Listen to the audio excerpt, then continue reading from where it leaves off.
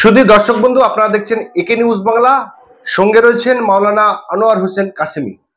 এনাকে হয়তো আপনারা চিনবেন মিডিয়া এবং সোশ্যাল মিডিয়ার মাধ্যমে। এনার অনেক বার্তা আপনারা দেখেছেন।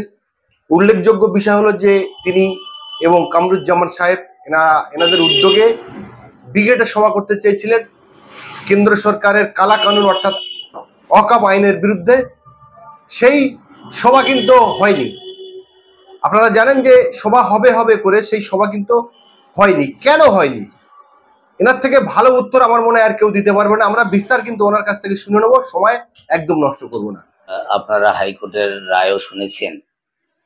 অল ইন্ডিয়া মুসলিম পার্সোনাল ল বোর্ডের ডাকে ওয়াকফের কালা কানুনের বিরুদ্ধে যে প্রতিবাদ সভার কথা ছিল, সেটা সেনাবাহিনীর দায়িত্বে থাকে। তারা সেখানে কি বলে দিল যে এখানে সেনা প্রশিক্ষণ হবে, তাই আমরা এই মুহূর্তে পারমিশন দিতে পারছি না। যেহেতু তখন কাশ্মীরের ওই ঘটনা সামনে এসে গেছিল, সব মিলিয়ে তারপরেও আমরা চেষ্টা করেছিলাম। এবং আপনারা হয়তো মিডিয়াতে দেখে থাকবেন যে অল ইন্ডিয়া মুসলিম পার্সোনাল ল বোর্ডের সেক্রেটারি, প্রেসিডেন্ট সহ যারা রাজ্যে দায়িত্বে আছেন সকলেই কলকাতা প্রোগ্রাম করলেন এবং সেখান থেকে জানিয়ে দেওয়া হলো যে আমাদের ব্রিগেড সমাবেশ নিয়ে আবারও সেনাবাহিনীতে আবেদন করা হবে। সব মিলিয়েই এখানে কার কলকাটিতে হচ্ছে না সেটা অনেকেই আপনারা জেনেছেন। আমরা এর আগেও বলেছি যে ঘর কো আগ লাগি ঘরকে চিরাগ সে। আমাদের মধ্যে এমনও লিডার আছেন যারা চাচ্ছেন এই ধরনের প্রোগ্রাম না হোক, অথচ পাশাপাশি বিহার, সেখানে লক্ষ মানুষের সমাগমে অল ইন্ডিয়া মুসলিম পার্সোনাল ল বোর্ড সেখানে ওয়াকফের উপরে তারা প্রোগ্রাম করতে পেরেছে। ফলে আমরা ব্রিগেডের যারা দায়িত্বে আছেন সেই সেনাবাহিনীদের কাছে আমাদের আবেদন যে সেখানে যদি লক্ষ কণ্ঠে গীতা পাঠ হতে পারে, সেখানে যদি সিপিএম এর মতো রাজনৈতিক দল যদি সমাবেশ করতে পারে, তাহলে অল ইন্ডিয়া মুসলিম পার্সোনাল ল বোর্ড ভারতবর্ষের একটা মুসলমানদের স্বীকৃতি অর্গানাইজেশন এবং মুসলমানদের যত অর্গানাইজেশন আছে সকলের মাথা, তারা কেন সেখানে প্রোগ্রাম করার পারমিশন পাবে না? ফলে আমরা সেই সময় রাজ্য সরকারের কাছে আবেদন করেছিলাম যে আপনাদের যদি কোনো হাত থাকে বা আপনাদের সহযোগিতার মাধ্যমে আমরা সেখানে প্রোগ্রামটা যেন করতে পারি সেই চেষ্টা করি। কিন্তু পরবর্তীতে আমাদের রাজ্যের মুখ্যমন্ত্রী তিনি এক সমাবেশ থেকে বললেন যে এ রাজ্যে ওয়াকফ কালা কানুন লাগু হতে দেব না। ওয়াকফের বিরুদ্ধে যদি কেউ আন্দোলন করে তাহলে আমার থেকে খারাপ আর কেউ হবে না। যদি আন্দোলন করতে হয় তাহলে আপনাদের দিল্লিতে গিয়ে আন্দোলন করতে হবে। অল ইন্ডিয়া মুসলিম পার্সোনাল ল বোর্ডের সদস্যরা এবং পশ্চিমবঙ্গের বহু অরাজনৈতিক গণসংগঠন তারা তীব্রভাবে নিন্দা জানিয়েছে যে রাজ্য সরকার যখন কোনো সমস্যায় পড়ে যায়, বিভিন্ন ইস্যু, সে মেডিসিন হোক আর লেবারদের পারিশ্রমিক হোক, তারপরে আপনার জব কার্ড হোক, নানান ইস্যু নিয়ে কেন্দ্র সরকারের বিরুদ্ধে তারা পশ্চিমবঙ্গের মাটিতে তারা আন্দোলন করে থাকেন। তাহলে আজকের ওয়াকফের মতো একটা বিষয় যেটা মুসলমানদের কোরআন এবং হাদিসের উপরে হস্তক্ষেপ, এরকম একটা জায়গা দাঁড়িয়ে যখন আমরা এই সরকারের আমলে আন্দোলন করতে চলেছি, সরকার আমাদের কি বলছে, দিল্লিতে গিয়ে আন্দোলন করুন। ফলে আমরা সরকারকে বলবো যে মুসলমানরা আপনাকে ভোট দিয়েছেন, 90% মুসলমানের ভোটে আপনি ক্ষমতায় এসেছেন, এতে কিন্তু কোনো অস্বীকারের জায়গা নেই। ফলে তাদের দাবি দাওয়া, সে ওয়াকফ হোক, ওবিসি হোক, আর যে কোনোই সমস্যা হোক না কেন, সেখানে আপনার অগ্রণী ভূমিকা আমরা দেখতে চাই। মুখ্যমন্ত্রী বললেন যে পশ্চিমবাংলায় আমি রয়েছি, এখানে লাগু হতে দেব না। পশ্চিমবাংলাটা কি আলাদা দেশ? সেই জায়গায় মুখ্যমন্ত্রী আলাদাভাবে আইন পাশ করবে? আপনাদের কাছে কতটা গ্রহণযোগ্য বলে মনে হয়? আমরা সেটাই বলেছিলাম যে আপনি যখন সেটাকে পাত্তা দিচ্ছেন না এবং আপনি যে এখানে পাশ হতে দেবেন না, কিন্তু অলরেডি কেন্দ্র সরকার সমস্ত ওয়াকফ বোর্ডকে সার্কুলার জারি করে দিয়েছে যে এখন তাদের সেই নিয়মকে লাগু করার জন্য। রাজ্য সরকার যদি বলে থাকেন, আমরা সেই সময় বারবার বলেছি, আজও বলছি যে আপনি আপনার বিধায়ক সভায় সেই বিল পাশ করে দিন যে আমরা কোনো মতেই এখানে এটাকে লাগু হতে দেব না। কিন্তু রাজ্য সরকার সেদিকে যাচ্ছেন না। বিল পাশ করেনি।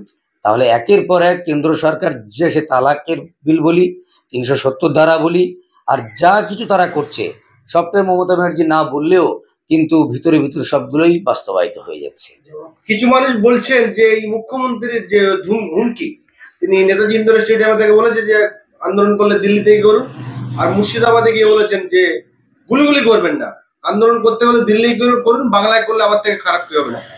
কিছু মানুষ বলছে যে এই ধমকি শুনে আপনি সহ কামরুজ্জামান যারাই ব্রিগেড সভা করবে উদ্যোগ নিয়েছিলেন, ন্যাচ গুটিয়ে খাঁচার মধ্যে ঢুকবে, কি বলবেন? দেখুন, আমাদের সারা বাংলা সংখ্যালঘু যুব ফেডারেশনের রাজ্য সাধারণ সম্পাদক হজরত মাওলানা কামরুজ্জামান সাহেব 2 দশক ধরে বাংলার নির্যাতিত, নিপীড়িত, পিছিয়ে পড়া মানুষের জন্য কাজ করে চলেছেন।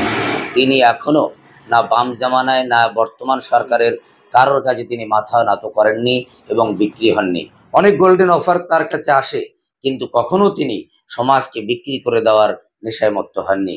তাই মাওলানা কামরুজ্জামান সাহেবের লেজ গুটানোর ব্যাপারটা, এবং যারা আজকের সোশ্যাল মিডিয়ায় তার নিন্দা করছেন, আমি তাদেরকে বলবো, সাহিবুল কিদরি আলমু বিমা ফিহি, হাড়িওয়ালা হাড়ির খবর বেশি জানে, বাইরে থেকে বলে লাভ নেই।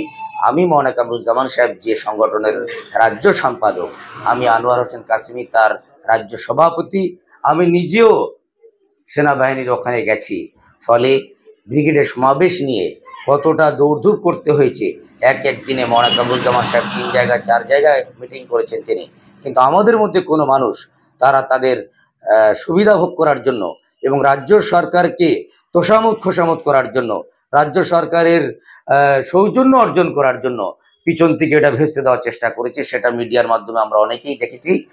আর মাওলানা কামরুজ্জামান সাহেব যেভাবে প্রচেষ্টা চালিয়ে যাচ্ছেন, এরকম যদি আরও কিছু কামরুজ্জামান তৈরি হয়, তাহলে আমরা আশা রাখবো যে বাংলার জনগণ তাদের অধিকার ফিরে পাবে। এই আশা। সভা হলো না, সেনাবাহিনী তাদের এক্সকিউজ দেখিয়েছেন, কিন্তু আমরা আজও চেষ্টায় আছি বা বদ্ধপরিকর যে ব্রিগেডে আমরা সমাবেশ করবই ইনশাআল্লাহ। আগামীতে আমরা শুনছি আরও লক্ষ কণ্ঠে গীতা পাঠের ব্যবস্থা তারা করবে, আরও নানান ধরনের প্রোগ্রাম হবে ওই ব্রিগেডের ময়দানে। আমাদের আবার সেনাবাহিনীর কাছে দাবি থাকবে, তারা যদি পারে আমরা কেন করতে পারবো না? আমরা তো এই স্বাধীন ভারতবর্ষের নাগরিক, সংবিধান যদি তাদের রাইট বা অধিকার দিয়ে থাকে, তাহলে আমাদের কেন দেওয়া হবে না? এই প্রশ্ন তাদের সামনে থাকবে, প্রয়োজনে আইনের দ্বারস্থ হবে। কিন্তু আমরা আজও হাল ছাড়ছি না। ইনশাআল্লাহ ব্রিগেডেই আমাদের এই সমাবেশ হবে অল ইন্ডিয়া মুসলিম পার্সোনাল ল বোর্ডের ডাকে। আমরা আরেকটা দেখলাম যে সোশ্যাল মিডিয়ায় যে কামরুজ্জামান সাহেব সহ 3 জন ধর্মগুরু তারা বিধানসভায় মুখ্যমন্ত্রীর সঙ্গে দেখা করতে গিয়েছিল। কিছু মানুষ বলছেন যে এই ওয়াকফ বোর্ডের যে আন্দোলনটা, সেটা যাতে পশ্চিমবাংলায় মুখ্যমন্ত্রী করার অনুমতি দেয় সেইটার জন্য গিয়েছিলেন। আবার কিছু মানুষ বলছে যে না, মুখ্যমন্ত্রী তাদেরকে ডেকেছিলেন যে সরাসরি পশ্চিমবাংলায় যে বিজেপির বাড়বাড়ন্ত তার বিরুদ্ধে এই ওলামাদের প্রকাশ্য রাজনীতি করার জন্য আহ্বান করেছেন। অ্যাকচুয়ালি দেখুন, আমরা যতটুকু মাওলানা কামরুজ্জামান সাহেবের কাছ থেকে শুনেছি, সেটা হলো যে বর্তমান যে বার্নিং ইস্যু, ওয়াকফ আছে, ওবিসি আছে, এবং এই ধরনের বিষয় নিয়ে তিনি আলোচনা করেছেন এবং আলোচনাটা সবটাই পজিটিভ। তিনি আশ্বাস দিয়েছেন যে আমি আপনাদের এই বিষয়গুলো দেখব, তবে প্রকাশ্য অপ্রকাশ্যের যে ব্যাপারটা এসেছেন সবটাই যে মিডিয়ার সামনে আসতে হবে আর সবটাই যে ঢোক ঢাল পিটে যেতে হবে এমন কোনো ব্যাপার নয় বা এমন কোনো আইনও নেই। ফলে তিনি যেটা ভালো মনে করেছেন যে আমরা মুখ্যমন্ত্রীর সঙ্গে একান্ত সাক্ষাৎ করে যদি আমি আমার কম এবং মিল্লাতের স্বার্থে মুখ্যমন্ত্রীকে কোনো নেগেটিভ যে বার্তা চলছে সেই পজিটিভলি যদি কিছু করা যায়, যেহেতু একদিকে বিজেপির বাড়বাড়ান্ত, অপরদিকে তৃণমূলের এই দোটানা, রাজ্যের মুসলিমরা তারা কিং কর্তব্য বিমূঢ়, আগামী বিধানসভায় তারা কি করবেন। ফলে মুসলিম নেতৃত্ব কিন্তু আবারও ভাবছেন, যারা 34 বছরের বাম জামানার জগদ্দল পাহাড়কে যারা হটাতে পেরেছে, এই 15 বছরের টিএমসিকে হটানো তাদের কাছে কোনো ব্যাপার নয়। ফলে আমাদের নেতৃত্ব রাজ্য সরকারকে মেসেজ দিতে পেরেছেন এবং দিচ্ছেন যে সংখ্যালঘুদের ভোটে আপনি যেমন ক্ষমতায় এসেছেন, তাদের যে প্রমিস করেছিলেন যে তাদের সংরক্ষণ থেকে শুরু করে তাদের বিভিন্ন বিষয়ে আপনি যে ললিপপ দেখিয়েছিলেন, সেগুলো আপনি বাস্তবে রূপ দিন।